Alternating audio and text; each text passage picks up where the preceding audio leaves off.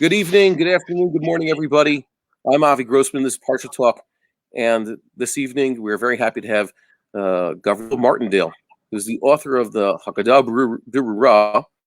Find the website online. It's HaggadahBerurah.com.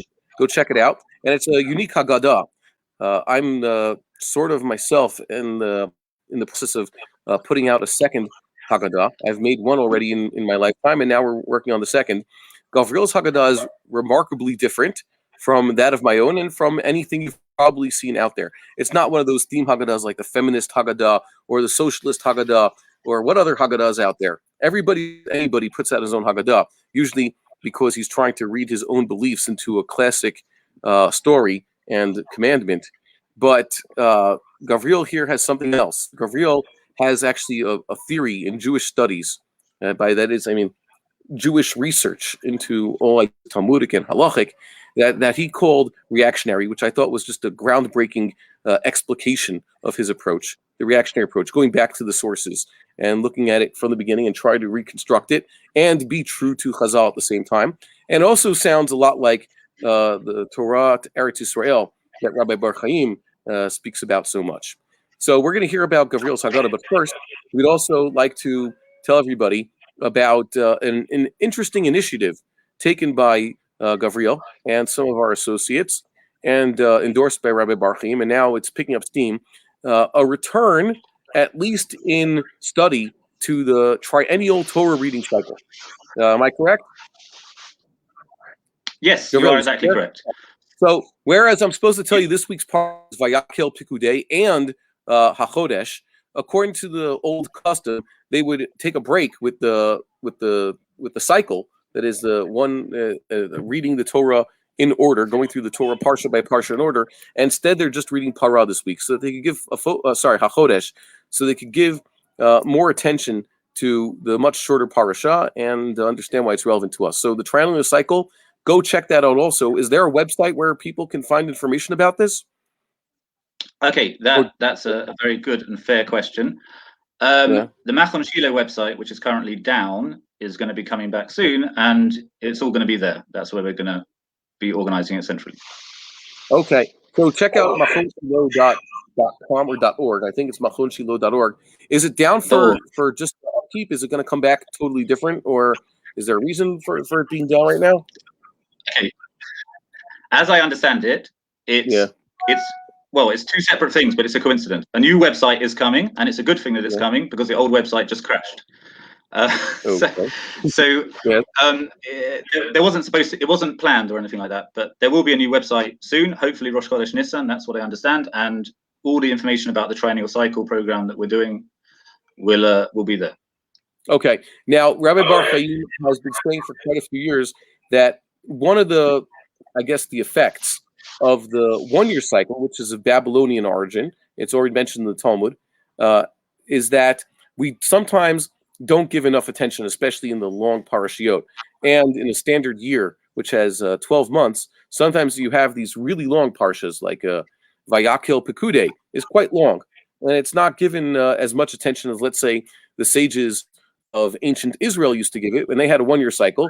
And they have a 3-year cycle, and that requires many more parashiot, dividing up the Torah into smaller portions, so that every week you give more attention to what you are reading and what you have to read. So, for example, the triennial cycle has a lot less to cover today, which means a lot more detail, less bikius and more iyun for those wanting a yeshivish approach to it. So I highly recommend that you consider that. Although you cannot discharge your obligation to follow along with the community, your community, you have an obligation to be with them. You have to read over the Parsha twice and the Onkelos once. That's the Targum Onkelos.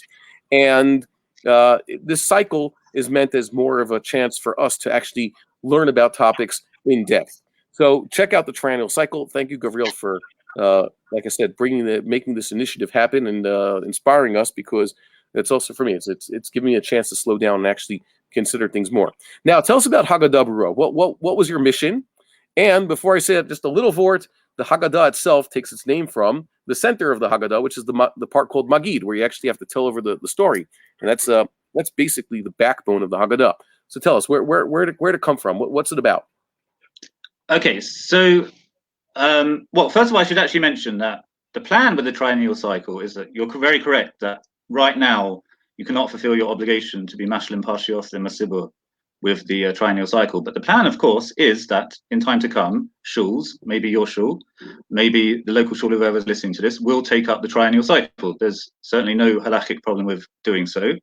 And we're not utopians, we're realists, but we do hope that over the course of the next few years, some small shuls, some little shtibels will take it up. So it's not just a daf yomi kind of thing, although at the moment it is a kind of daf yomi thing. Okay, so on to Haggadah Berurah. So Haggadah Berurah basically came out of, I was at a Seder, my own Seder in fact, it was 5 years ago, and I had about 8 guests, and I asked them, I said, we got to the point of Uvizro and Tuya Zecherev, and I explained to them how the drush worked, why Zero and Natuya meant Cherev. But then I asked a different question. I said, okay, we see that Zero and Natuya means Cherev, but what Cherev? What is this actual Cherev? And what was very interesting is that it's not just that no one had any idea what the Cherev was, it's that no one even really understood what the question meant. What do you mean, what Cherev? Well, what do you mean, what Cherev? That's what it says in the book. That's what I've always read. And now you move on. And I raise this question with many people, and I'll be honest, one of the answers that you get most frequently is, well, it's not really supposed to make sense. It's just, that's how it is. Midrash, I'll quote, Midrash doesn't always have to make sense. Okay, fine.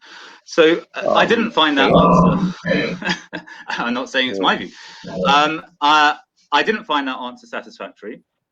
And I started, it began very, very narrowly focused on this question of what on earth is this Cherev. So I was reading different Perushim, and I came on, there was a Perush which you can get if you have the Mossad Rav Kook edition of the Haggadah, which is, there's lots of Haggadah out there, but apart from mine and your good selves, if you want to get just one, you should get the Mossad Rav Kook one. And the Ravan says, well, look, there's only one place that it could possibly be. It's when Moshe Rabbeinu goes to Paro and he says, you have to let us go. We have to do a chag to our God in the midbar. And if you don't, lu yafga'enu b'dever or b'cherev. Okay? There's a Cherev. Now, why is it important to mention that? It's not clear. How does it fit in with what you just said before? How does it fit in with what you just said before? After is also not clear. But that was what I then thought of was the following. What comes immediately before Cherev in the Haggadah is Dever. So most people assume, well, Dever, I know what Dever is. Lots of other things in the Haggadah are very confusing, but at least I know what Dever is. Dever is the 4th plague, okay? Now, there are all sorts of questions. Why do you Davka pick out the 4th plague? Why do you pick it out before you talk about Dam, which is the 1st plague? That's not clear, but at least I know what Dever is. But what just occurred to me, and this was one of those little Mina Shemayim Eureka moments, was that there is only one place in the entire Torah, and in fact only 2 places in the entire Tanakh, but certainly only one place in the Torah where the words Dever and Cherev are paired together, okay, in a pair. And that happens to be exactly this pasuk. Lu yifga'enu b'dever or b'cherev. Okay? No, Penyafenu, right? Huh? Lu sounds like you want it to happen. In that case, it was Penyafenu, lest he. Oy vase. I'm very, very sorry. Penyafga'enu b'dever b'cherev. Okay. That's sorry. Right. Yeah. And it was that realization that set me on a course to basically completely transform my whole understanding of what on earth this section of the Haggadah, the Magid, extensively the central, most important portion of the whole Haggadah, but the portion that, if we're honest, people pay least attention to, was all about. And that was how it started. And I guess the next part is to tell you what the actual theory is. Okay, yes. Oh, I can guess. I wanted to say, first of all, that I didn't think that Dever in that case, that when Moses said, bless God, smite us with, afflict us with Dever or Cherev, Dever refers to any type of bodily affliction, and as opposed to the Dever that eventually smote the Egyptians, which was specifically a bodily affliction of their animals. And Cherev is a general term for people and people being the instrument of violence against each other. So in certain cases, when God says that The cherev lo tavor ba'artechem. The sword shall not pass through thine land means that you will not have to suffer war and interhuman violence. So that's what Moshe Rabbeinu is saying. Lest things happen to us naturally by acts of God, or we're going to somehow be afflicted between ourselves. That's what I thought it always meant, but maybe you could tell me what you found out. No, I think Peshat wise in Peshat wise, you're right. What it means in the Haggadah is a different thing. Okay. But let's go back to the very, very basics of the Maggid. What everyone at least is supposed to know, but not everyone actually knows. So what are you doing at all with the Maggid? What on earth? What is the basis? So it's the Mishnah in the last parak of Pesachim says that you get to a certain stage of the Seder, and the father begins there, and he says umaskil bignuth umasayim b'shevach. That's the first thing. He has to begin with ganuth, with shame, and he finishes with shevach. Now that's in itself is a very interesting topic, and I got a whole essay about that on the website, which please look at. But let's move on to the next one. And then it says, "V'doresh me'arami ovedavi ad sheyigmor kol ha'parsha." Okay, so let me just put that there. It means that the father is supposed to start with ganuth. Ganuth is perhaps the shameful aspects of the story, and finish with that which is more praiseworthy, or that which is more something more to be proud of. You would have thought that historically, if you're telling the story about something in history, you should just be chronological in that respect. Start with Abraham, Isaac, and Jacob, talk about Joseph and going down to Egypt, and then end up with the Exodus and the splitting of the sea. But the sages say it should be thematic. Ganuth. Ganuth is not like I said. What's the proper word there? Ganuth is the shamefulness. No, that'd be the busha or pa. Ganuth is how would you translate that into English properly? I mean, I would have gone for shame, but okay. you're the philologist. Okay, so but either way, and then you have to. It comes out in practice that you have to explain that our ancestors were once idolaters like everybody else, and now we are. God has brought us close to His service, as the Haggadah says. Or you have to talk about how what was it? It used to be we were suffered. We were enslaved by Pharaoh, and we sort of allowed that to happen, so to speak. And now we are free men, physically free. A political emancipation, so to speak. So that's actually kind of remarkable that the sages said this, that it should be thematic description and not a historical description or a chronological description. Yeah. So what did that lead you to? Right. So the main point we're focusing on here is that you have to say the father is Doresh. He has to explain. He has to. Yes. The Parsha Arami of Edavi, and that's what you're doing. That's what you're actually doing at the Seder, is that you're taking this, what was the Parsha that you would say you have to say when you bring Bikurim to the Beit Mikdash, which is a Parsha 3 Pesukim, or 4 Pesukim if you say all of it, which we don't, which explains the history, basically very short, the history of the foundational history of Am Yisrael from going down to Egypt to the oppression, to the Hatzalah, and then leaving Egypt and coming to Eretz Yisrael. And so, what does the Mishnah exactly mean here? Why can't you just say, tell the story of how you went out from Eretz Mitzrayim? That's what you have to do on Pesach, Lechora. Why do you have to say it with these pesukim? Yeah. So, Lechora, the idea. Why not quote from Exodus? We read from Deuteronomy all the way in the back. Instead, I would have thought some sections from the actual book of Exodus would have been a little bit more appropriate. Right. So the idea of the Mishnah, and it seems to be, most people agree with this, is that you take a very, very short account of the Exodus, and then you'll Doresh it. What that means is, it gives you the ability to explain the Exodus story in a way that's appropriate to the needs of your audience. As it says, according to the understanding, the level of intelligence and knowledge, da'ath includes what we would consider both intelligence and sort of education. It means his ability to understand explanations. According to his da'ath, you have to explain it. So if you've got a not particularly bright 5-year-old at the table, then you're basically just going to read these pesukim with some very basic explanations and get across the message. Look, we used to be slaves and now we're not, and that's why we have to thank Hashem and do the mitzvah, etc. And if you've got a very, very bright 16-year-old son at the table, then you're obviously going to explain it at much greater length. So what the Mishnah is giving you, it gives you the basic format of how you tell the story of Yetziat Mitzrayim, and then it's up to you to be Doresh it. Okay, So that's the Mishnah. But then we get to the Haggadah. And so what has the Haggadah done? L'chora, and this is how most people understand it, the Haggadah has told you how to be Doresh Mikra Bikram. It said, right, you start off with the words Arami or Vedavi, and it's not up to you how you explain the words Arami or Vedavi, how long you want to explain it, how deep, etc. No, you say, this is what you say. And the same thing, when you get to Bizra Natuya, it's not up to you how you explain those words. No, you have to say, this means a sword. And then you explain it means a sword because you have this posuk that talks about a sword and an arm. Okay.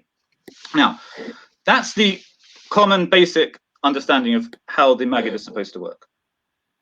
The problem is, well, there's two problems.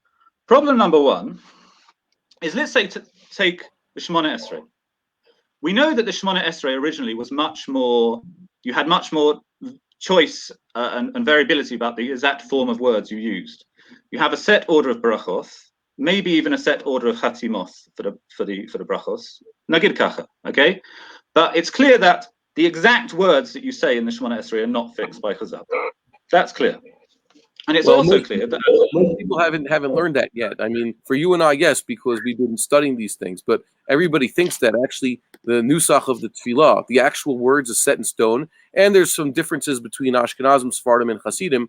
But it's the worst thing in the world to actually go about changing those words. You have to, if you are of Ashkenazic descent, you better be using an Ashkenazic sidur every single time and following every word exactly, or you're perhaps doing something wrong. But yes, like you have enlightened us, for there is no set the actual words are not set in stone, and they never were for most of Jewish history. Right. But and there's very clear proofs from the Gemara that the nusach is not fixed. There's a famous story of Rabbi Eliezer and there was a Talmud, and he said a particularly inappropriate nusach, and Rabbi Eliezer told him off for it. But why didn't he just, if there's a fixed nusach, why don't you say, hey, read what it says in a book? What are you doing? Yeah. It doesn't occur to him to say that because there is no book, there is no fixed nusach, right? However, by the time we get to the Gaonim, Rav Sadia Gaon and Rav Amram Gaon, they literally write out word for word, this is your nusach of the Shemona Esrei. Now, that doesn't necessarily mean that they were telling you, you absolutely must daven this nusach, but at the very least, they were saying, if you, at the very least, they're saying, here is a set nusach that you can use if you want to have a set nusach. That's clearly the Gaonim saying that. And why are they saying that? Probably it has something to do with communities, have less ability in Hebrew, feeling less comfortable in Hebrew. And if people are just making their own nusach up, it might be inarticulate gobbledygook. It might have kafira in it. I don't know. There's all sorts of reasons, right? Yes. But so in this move from a flexible to a fixed nusach, you're gaining something and you're winning, and you're losing something. What are you losing? You're losing flexibility. You're losing creativity. What are you gaining? You're gaining that everyone's meeting a minimum standard of praying appropriately to Hashem, using words that aren't mangled and messed up. Everyone's praying in an elegant fashion to Hashem. However, let's look at the same. Let's say that the same thing happened with the Haggadah, which is what most people assume has happened with the Haggadah. That originally it was flexible, and at some point it became fixed. And l'chora, it's exactly the same time frame because it's only with the Gaonim that we find the text of the Haggadah we have today. Rav Amram Gaon is the first person to record such the nusach we all use today, with almost very, very small, tiny variations from what you'll find in your Haggadah. But so first, you're losing the flexibility, you're losing the creativity. But what are you actually really gaining by fixing this nusach? Because the whole point of the way the Mishnah tells you to do this mitzvah of V'higadah levincha is that you have to say it lefi da'as leben. So, and your son may be, again, he may be a slow-witted 5-year-old, he may be a genius 15-year-old. There's no way, if you have a set nusach for tefillah, for Shemona Esrei, you're talking to Hashem. So we know what Hashem's level is. Hashem's level is infinite, right? There's no danger that this is going to be too complicated. Hashem's not gonna have, right? But if you fix the liturgy of being Doresh Arami Vedavi, well, who are you fixing it for? Because it's definitely going to be too hard for some people, and it's definitely going to be too easy for other people, right? So what is even the point in fixing a nusach? So that's question number one. Question number two is, let's be honest, if you are going to fix the way your Doresh Arami Vedavi in order to transmit as clearly as possible the story of Yetziat Mitzrayim, and you're going to aim it for a 13-year-old of average intelligence. You're going to just pick the middle point, okay? So it'll be a bit too hard for the younger kids and a bit too easy for the older kids, but okay, it will be as good as you can possibly do it, right? Why would you pick? You wouldn't do it the way it's found in your Haggadah, okay? You just wouldn't, because again, very simple questions. What is this sword? What is it? There is no sword. There's this one posuk that refers to a sword. The Haggadah, everyone knows this. It's like this big open secret, and I think it's part of the reason there's so many Haggadot that people produce, trying to read in their own agendas, or basically say is that no one really understands what the Maggid is about. And there are basically three theories. If you ask people around, there are three theories of what's going on with the Maggid. I call it the Hamanam theory, the Frum theory, and the academic theory. What was the first one? The Hamanam. The Hamonam, the hoi polloi. Oh, Hamon. Okay, fine. Right. Like the masses. So like I say, Hamonam theory it's not really supposed to make sense. It's just what it is. It's just some words we say, and we're just trying to get to dinner. Okay, that's not really a theory. Okay, but that's what a lot of people think. Okay, so if you ask them questions like, "Well, what is the sword?" Okay, what is this lady with the blood? What's all that about? I don't know. Who cares? Okay, that's number one. Number two. What do you mean by lady with the blood? At the end of the first posuk, it quotes two pasukim from Yechezkel about which. Okay, which is, right. And then I know.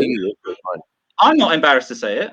I went to Sidarim from a very little boy. I was like the frum kid in my family, so I stayed up all night and I paid attention, and I had no clue what was going on. And if I asked someone, they also had no clue. No one had any clue. Oh, we just read. Oh, a woman. I don't know. Whatever.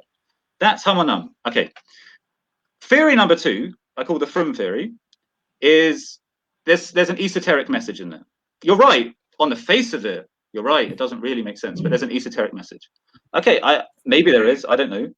If there is, I don't know what it is. But even if there is an esoteric message, I don't think it's plausible to say that the Haggadah was designed by the author that designed it to be esoteric, and the vast majority of people are never supposed to understand what's going on, and then a few Mekubalim do understand. I don't think that's plausible either. And then the academic theory is that it doesn't make sense. And the reason why it doesn't make sense is because no one ever actually wrote this Maggid. It was compiled over hundreds of years by lots of different authors. Someone stuck in this, someone stuck in this, someone stuck in this. And actually, actually it looks like a bit of a jumble and a mess because, well, actually it is. So those are the three theories. And by the way, I don't object to the last theory because I think it's kafira or something. I don't think it touches on any fundamental element of faith. But Baruch Hashem, I also don't think it's true. So, okay. So, I mean, let's look at. Oh, by the way, if I actually meant to mention at the beginning, if anyone, for those people who are listening, it's going to be much easier if you have a Haggadah at hand and a Chumash at hand to follow what I'm going to say. I recommend everybody do what I do. Open up the Haggadah Berurah on your browser right here in the other tab, in the other window. I have the Haggadah Berurah open, and I have Machon Mamre also open because Machon Mamre has very good references there. That's how I use for Chumash and Rambams and Gemaras that might come up, and the Haggadah also. When I'm not using Haggadah Pesach, I use Machon Mamre. It's all there, so highly recommended. Yes. Okay. So what do we got? We have our Haggadahs ready. So first, let's look at the second posuk that is darshaned. So the Haggadah, the Maggid, divides that up into three sections. Okay, and each one links to a posuk very near the beginning of Sefer Shemos, in the first parak of Sefer Shemos. Okay, so the first one is Vayeru Othanu HaMisrim, and the Egyptians did bad to us, and it quotes the pasuk where Paro basically says we gotta do something about this. They're going to take over. They're going to join with enemies. Then the next one is Waya Anunu, and it links to what Pharaoh then subsequently does. He puts Sarimisim on the and he makes them build cities. And then the third one is Wayitnu Alenu Avoda Kasha, and it links to succeeding posuk where it talks about Avoda B'farech, that they work them with, which basically means the same thing as Avoda Kasha. So I mean, I think this is really important to emphasize. What do you notice about this? Unlike other parts of the Maggid, this is super clear. Everything makes perfect sense. You break up the kind of core text, Arameo Vedavi, into sections, and each section links back to a bit of the main text, the extended version, the full version in Sefer Shema. So basically what you're doing is you are doing what you would think you would be doing without evidence to the contrary, which is you're telling the story in order, saying first this happened, then this happened, and then this happened. And it did occur to me when I was younger many times, imagine if the whole Haggadah was like this. Wouldn't that just be absolutely amazing? And instead of incomprehensible swords and just imagine. And basically what I'm here to tell you is that actually that is how the whole Haggadah is. The whole Haggadah is, the whole Maggid, sorry, because of course Haggadah includes all sorts of other texts. The Maggid is taking the Pasukim, Arameo Vedavi, breaking them up into sections, and linking each section back to the main story in Shema. It's just that here it's very obvious, and the rest, and in the other places, it's not so obvious because we've been reading it wrong.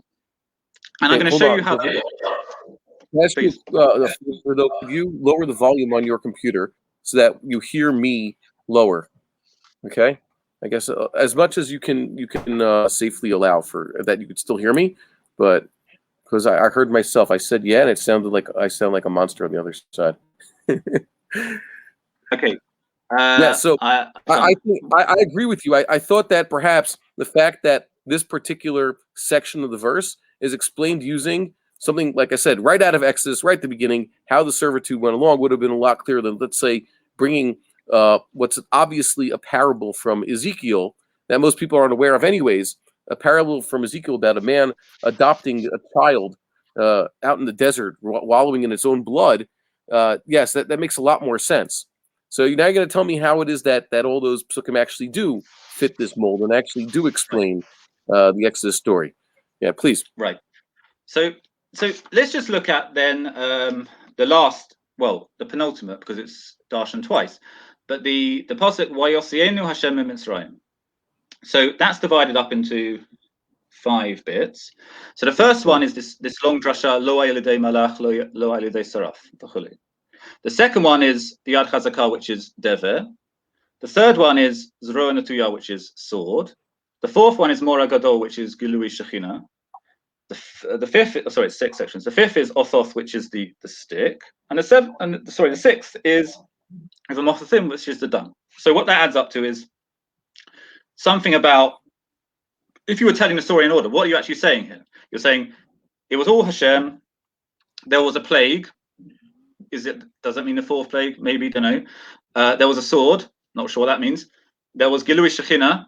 Could be a whole number of things. There are at least 3 options given in the Mefarshim. There was a staff. Okay, fine. I mean, there was. And then there was blood. Okay, fine. And it doesn't seem to be very comprehensible.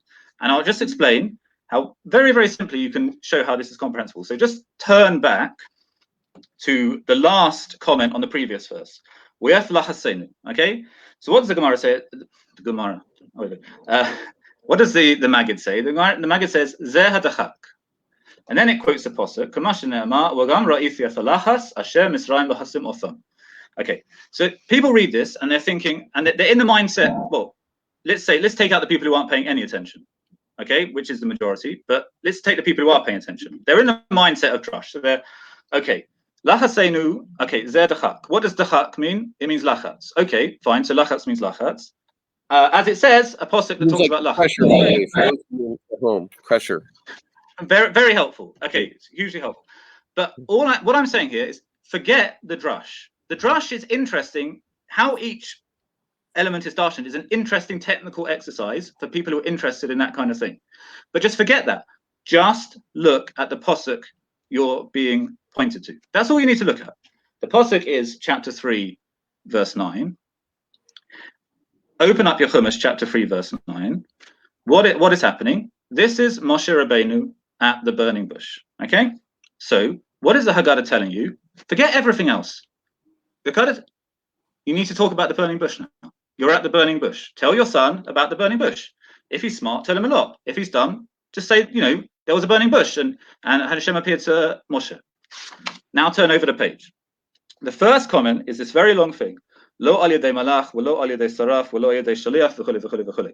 By the by, one of the main differences between the text that we use and the earlier, the real Gaonic ones, is that this is slightly shorter. The formula in the Gaonic Haggadot is generally shorter. And I think that's probably better because it's less distracting. But Al Kol Panim, what's the point here? The point is, it's not anyone else, it's Hashem. Now, look in your Chumash. What happens next in the Chumash? Moshe Rabbeinu says, I'm going to go to Bnei Israel. I'm going to tell them the God of your fathers has come to save you. And they're going to say, well, who's that? Hashem. And you're going to say, it's Hashem.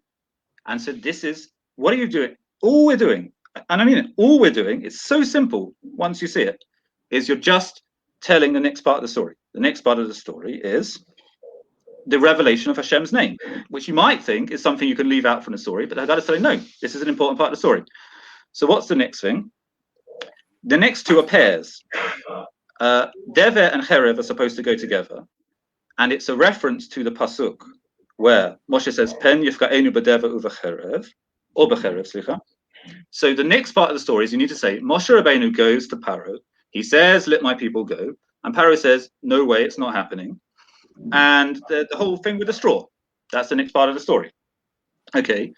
Next part, Mora Gadol, Zegilui Shechina. Okay. Well, what am I supposed to tell now? No, don't think. Just turn the page. Just check. What's the next part of the story? The next part of the story is, according to the Babylonian cycle, is the beginning of Parshas Vayakhel. And Hashem says, in previous generations I appeared as Kel Shaddai. Now I'm going to appear as Hashem. Now, again, what exactly that means is a huge subjects. There's Perushim to fill the sea.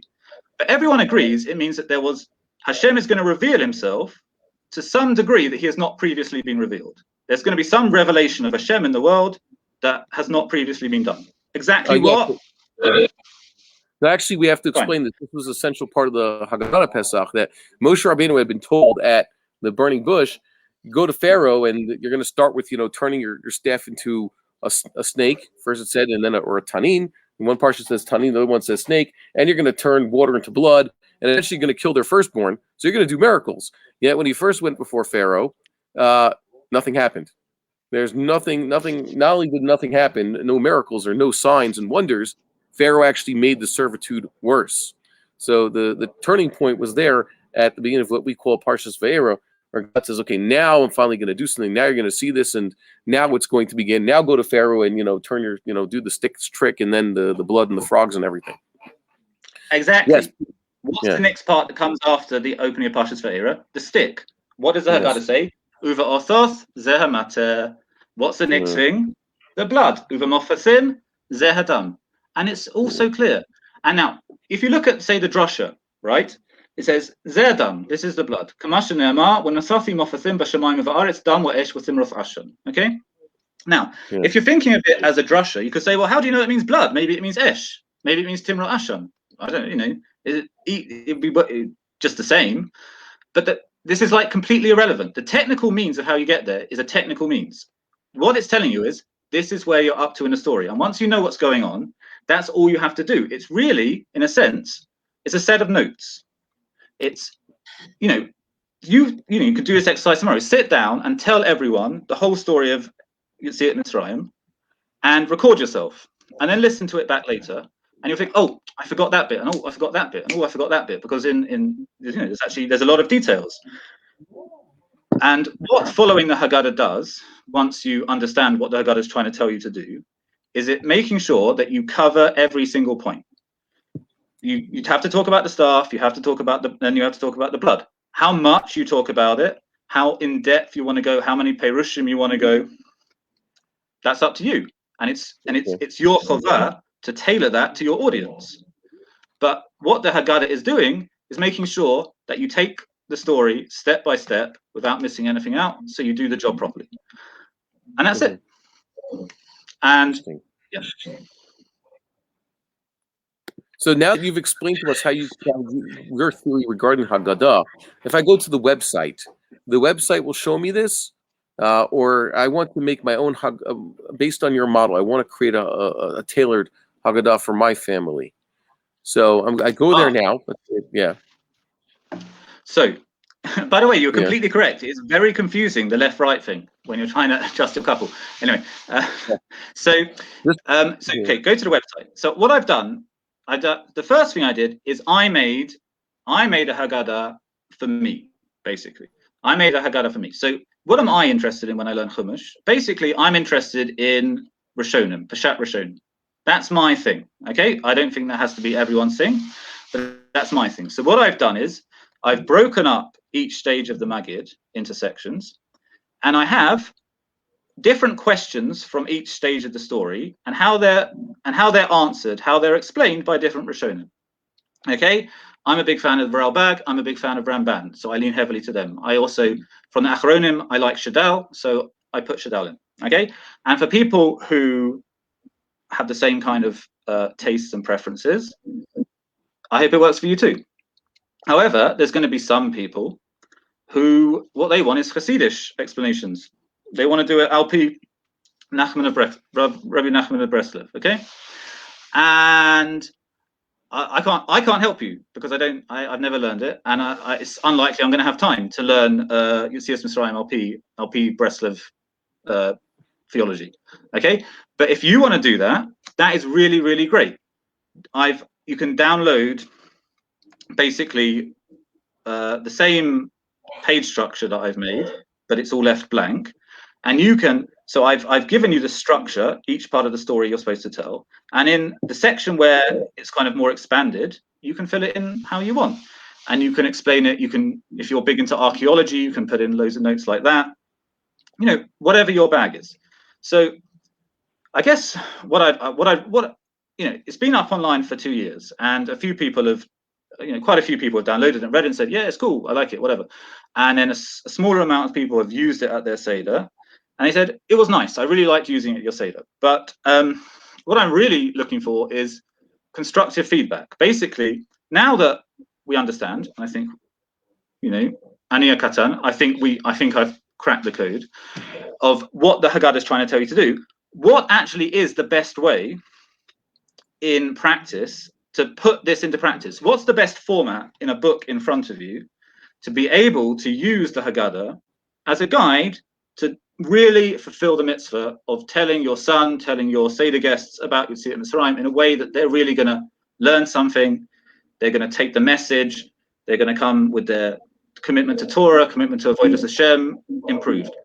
And the reason why I didn't kind of go the route of trying to publish something, at least not yet, because I really don't know. It's an experiment. I don't know that I don't know that the format, the layout, any of that stuff is really the right way to go about this. It's really the optimum way to go about this, and it's only by experimenting with this format and using it at the Seder. I've done it myself now 2 years in a row, and I've got my own ideas about what could be tweaked here and there, just visually, layout-wise, etc. But it's only by a wide variety of people using the Haggadah in this way that we're really going to figure out how to make it work. And like I told you before, the goal is however many Haggadot there are in the world now, which, as you said, is the most published book in the Jewish canon. You go to any Jewish bookstore, there's just, before Pesach, tables and tables and tables of Haggadah. I hope that one day there will be as many Haggadah based upon the theory that I've elucidated here to help different people with different hashkafas and different intellectual levels and interests use that at their Seder to make it more meaningful. Very interesting. So I'd like to point out to our listeners and our readers that the Haggadah Berurah, which you introduced me to, I guess almost 2 years ago. You contacted me about it, by the way, because you saw I was working on this. So the Haggadah Berurah, I think, is completely compatible with the Haggadah Pesach, because the Haggadah Pesach is more focused on the actual order of performance of the mitzvot, whereas the Haggadah Berurah is focusing mainly on the section of Magid. I don't think you have anything radical to say about the rest of the order, like Kadesh, Urchatz, Karpas, and Yachatz, or whether or not you should even be doing Yachatz anymore once you have Korban Pesach on the table, if I'm not mistaken.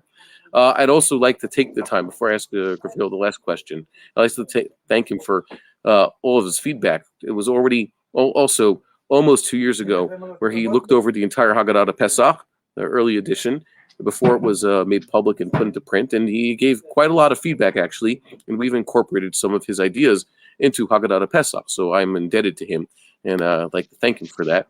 Thank you very much. What? No, but the thing is, if you remember correctly, I was actually trying to push you in a direction of much greater radicalism and changes to the accepted order. And you said, I don't have any radical opinions about yachats and stuff. Actually, I have a whole slew of radical opinions about almost every element of the Seder night. Because in the course of doing my research for this Haggadah, I researched the whole Seder night. So, however, and I'm in the process, again, a many-year process of making a second Haggadah, which I think I'm going to call something like Chodesh Yemenu Kekedem or something like that, which is going to be the reactionary Haggadah, and which is going to be a freewheeling kind of Nusach Eretz Yisrael type Haggadah. But what I want to do is I want to keep it completely separate from Haggadah Berurah, because if you're a super traditional Yekka and you get up at 6 o'clock in the morning on Rosh Hashanah so that you can get back in time to make Kiddush in your house before Chatzos, and you do everything like the Ramah 100%, this Haggadah is also for you. You don't have to check. You don't have to be radical. You don't have to be Machon Shiloh. You don't have to be anything. You can be Satmar. Everyone can use this Haggadah. Okay. Cool. There you go. So one of the things that I have to explain, I'm going to make a solo video, I think next week. If we don't have anybody join us for Parsha Talk on Thursday, we might have an early Parsha Talk. You didn't ask me the question. Hillel was the one who ate Pesach, Matzah, and Maror entirely together, apparently. I know Rav Kapach says that that's Rashi's invention, and that really, according to the Gemara and Bavli, it should be Hillel just ate Matzah and Maror together, but not with the Pesach in the sandwich. The problem is that the Tosefta and Yerushalmi say against what Rav Kapach says. They even add the word Shlosh Tam, and it says Shlosh Tam, Pesach, Matzah, and Maror. That's what the Girsa says in a few places. So it's pretty clear that's what it is. And then Rabbi Yochanan says Chalukan alav Chaverav. We don't hold like that. But then it is implied there in the Yerushalmi that Rabbi Yochanan did eat Matzah and Maror together. So that's what I think. Even is Rambam's preferred position, that if you have Korban Pesach on the table and both mitzvahs are doraisa, that is biblical mitzvahs once again. So you can and should do like at least Rabbi Yochanan says, put your matzah and maror together and eat that together. And it's a question why it is that even if the maror is no longer a biblical commandment, so why can't you put that together? The Bavli has one answer. The Yerushalmi implies something differently, but yeah, I would think that it could be. It's a good havamina. We'll have to get to that next week though. Any last what do you call it? Shout outs to our audience before we go, because we're running out of time. No. I just add on the point that you made that in the Nusach, not in Haggadoth from the Eretz Yisrael tradition that we have from the Cairo Geniza from the Gaonic period, it's very, very clear that they ate the matzah and maror together because there's only one bracha. It's a combined bracha. There's not two brachas. Do you think that could be that it's because of Korban Pesach even later in history, like they say in Bar Kokhba times, they were able to bring Korban Pesach, so they were eating matzah and maror together? Or you think it's even in Gaonic times, even when they no longer had Korban Pesach, certainly no Korban Pesach, and they were eating matzah and maror together, lichat chila, and against the Bavli opinion that you shouldn't eat your matzah with your dirabanan maror because the dirabanan maror will cancel out the taste of the matzah entirely. You're convinced of that? Yeah, I think that they just, this idea of the tam, and I don't think they bought it in Eretz Yisrael at all. It's quite likely that they just thought maror was doraita bisman hazeh, and it's as simple as that. Okay, yeah, that might be also. I have to check the Bavli sources. I didn't look into that perhaps because everybody explains the Yerushalmi there assumes at least this piece of the Bavli that the maror ceased being a biblical commandment with the demise or the absence, along with the absence of the Korban Pesach, so the maror becomes derabbanan, which we'll have to look into, but we don't have time for that. So, Gavriel Martindale, now I have to thank you for joining us. I'm very appreciative. Thank you. Check out. I'm appreciative for Kim joining us. I'm appreciative for his feedback, and also every time I write to him, he's always one of the first to respond, and also very good criticisms. An awesome critic. And if you ever have a good idea, make sure to run it by Gavriel just to make sure you're not, make sure you have a basis in what you're saying. Thank you for joining us. Don't forget to check out Haggadah Berurah.com. Check the links. Someone posted in the chat there. Don't forget to like, share, and subscribe. Send in your questions and comments. Check out the Machon Shiloh Triennial Torah Study Cycle, because we're not actually reading the Torah out loud, but we're studying it together. Please do that, and have a Shabbat Shalom. Be well.